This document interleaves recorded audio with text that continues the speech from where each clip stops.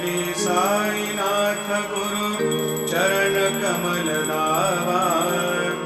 आधी व्याधी भवतापवारुनी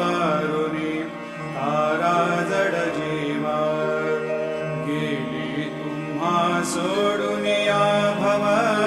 तमरजनी विलया परिही अज्ञानासे तुमची भुलवियोग माया शक्ती न यत्किंचितहि तिजला साराया तुम्हीच ती ते सारुनी दावा मुख जनताराया हो साईनाथ महा